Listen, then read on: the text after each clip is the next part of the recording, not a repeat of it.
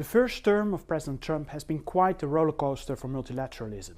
I mean, he withdrew from the Paris Agreement, he withdrew from UNESCO, and he withdrew the United States from the Iran deal.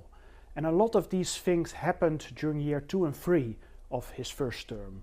Now, for Inauguration Day, we are promised an avalanche of decisions. So I think what I will be looking out for is the pace with which he will take on global governance. Will he focus on domestic issues, or is he going to be withdrawing from the Paris Agreement on day one?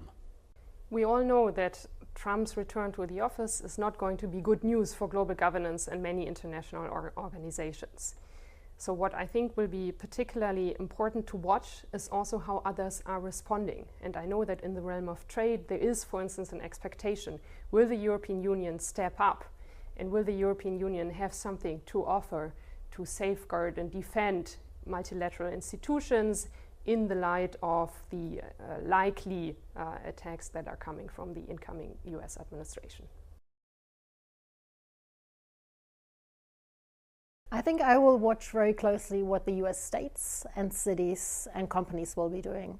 We now see in California the fires, which clearly are a result, or in parts a result, of climate change. And this, I think, will hopefully trigger the debate at different levels. We know that Trump will most likely withdraw from the Paris Agreement, roll back many of the climate policies of the Biden era. But we have California, we have other states that are very ambitious, that are leaders, that are often even, or sometimes even more ambitious than the European Union. And so I think they can, to some extent, counterbalance what the national government is doing. So I will be looking very closely to what they will be doing domestically, but also internationally. We know that mayors and governors also engage with other countries, and at the international level, at the UN level, they're not official actors or not at the same level as countries, but they nonetheless can be a very powerful and influential actor.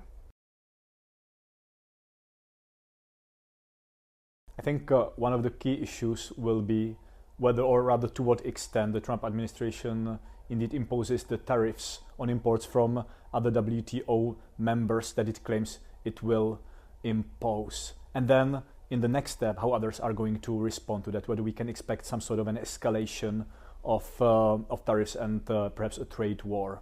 So this is one thing. And another thing concerning the organization itself is whether the WTO, the World Trade Organization, is going to become a target, a direct target of the US administration, or whether it's going to be, say, rather ignored for the time being.